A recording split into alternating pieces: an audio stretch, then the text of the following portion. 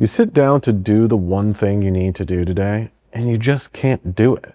And it's not that you don't care, you probably care about it too much. So in this video, we're going to talk about 3 things. Why your laziness is a war you can't win, what it's protecting you from, and how to get unstuck without forcing. Because every time you force it and fail, you're teaching yourself that there's something wrong with you, and that belief will cost you more than any task ever will.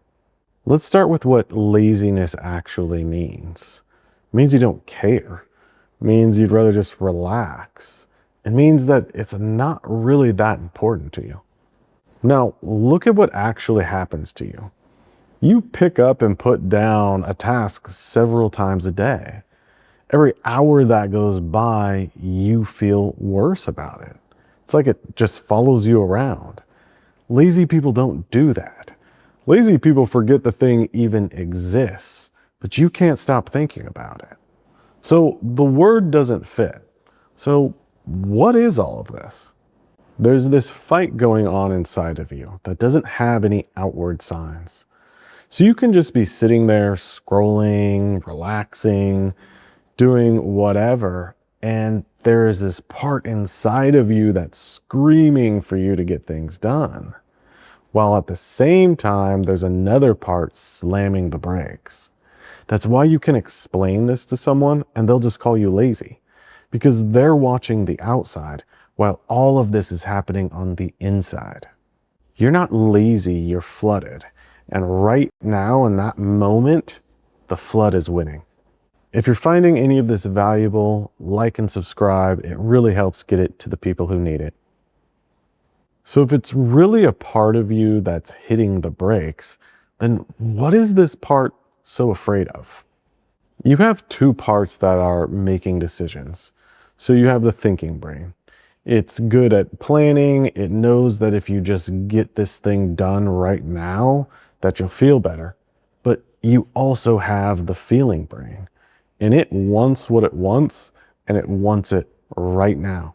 And these 2 are in conflict with one another. Most of the time, these 2 negotiate. So maybe you need to do the dishes and your thinking brain says, hey, let's get this done. It'll only take 15 minutes, and then you'll have the whole night free. And then the feeling side comes in, I don't really want it, but fine, I guess I'll do it. And that's kind of a normal day of these 2 working together. But when you're overwhelmed or you're just outside of your capacity, there's no negotiation. Your feeling brain just takes the wheel and it just takes over. So your thinking brain is still back there of like, hey, we should just get this done. Come on, get up, let's do this. But your feeling brain doesn't care. It's not being lazy. For whatever reason, it feels like doing that task is dangerous. And for a lot of people with, deep emotional trauma, just feeling in general feels threatening. So your feeling brain takes over because it doesn't care about tomorrow or later on that day. All it cares about is getting you out of the danger right now. So here's the part most people don't explain. Procrastination isn't trying to sabotage you. It's some part of you that's scared and is trying to keep you safe. Think of it as a little kid whose parents are trying to get him to eat vegetables. That child just doesn't want that sensation or that taste, and it seems to be this horrible experience that it has to go through. The child doesn't have enough foresight to see that it will actually make him big and strong and it's actually good for them. Your brain is essentially doing the same thing. It's not stupid or broken. It's just this young part that sees whatever you're trying to get done as something dangerous, which means the enemy was never you. It's just some part of you that's actually been trying to help you. And once you see this, it changes how you get out of it, because you can't force your way past a scared kid. Here's why forcing it never works. If your feeling brain thinks that it's keeping you from this task that's dangerous. What happens when you try to white knuckle it, hate yourself, and barely get through it?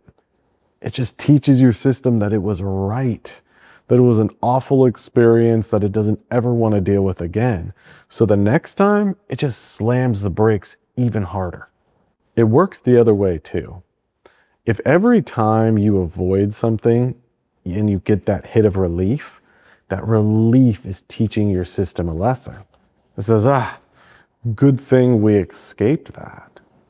You see, forcing it and avoiding it teach the same lesson to your system, that discomfort itself is the threat. This is why you can be really disciplined in some areas of your life and completely stuck in others. It's not about willpower. It's about what your body learned to fear. So you don't beat procrastination and willpower through it. You teach your body that the thing it's afraid of is actually safe. And you do that in small pieces. You make the task smaller than the actual fear. So not all of the dishes, but one dish. Not you have to write an entire email, you just write one sentence. You make it small enough that the bigger fear doesn't get activated, and you can slowly teach your system that it's safe. Then you just notice what happens in your body without adding a story to it. So your chest tightens, maybe your breath gets a little bit shallow, without adding all of the stuff about how you're a failure. You just notice it in the moment. You see, your body needs to learn a lesson that discomfort can rise and it will fall. It doesn't have to last forever, and that you can actually sit in it for a couple of minutes without anything bad happening. And the more your body sees that, the more the alarm starts to quiet all on its own. You're not disciplining yourself. You're just showing a scared part of you over and over that it's safe to come out. So the next time you're frozen in front of something, don't ask yourself what's wrong with me. Ask yourself what feels like too much right now. Because you're not lazy, you're just overwhelmed. And there's a part of you that's trying to protect you the only way it knows how. And once it feels safe, you won't have to motivate yourself. You'll just be motivated without having to force yourself. Writing a video about procrastination was one of the first ideas I ever wrote down. And when I did that, it took me hours before I could even write anything, because my brain was really foggy. I kept spending tons of time on other stuff that had nothing to do with the script. Eventually, I noticed what was going on and I just started sitting with it. As I sat with it, I realized that there was this fear of being seen and exposed. And because it had that strong fear still, it was doing what it could to protect me and not being seen.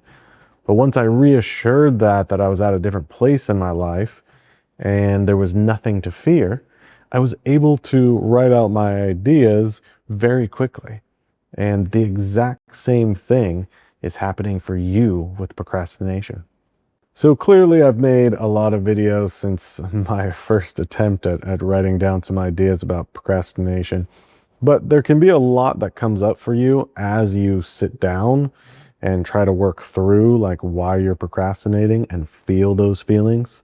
So just go slow, take it easy on yourself.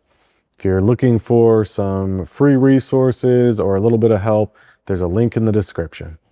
Until next time, my friend, keep trusting your gut, keep trusting your intuition. See ya.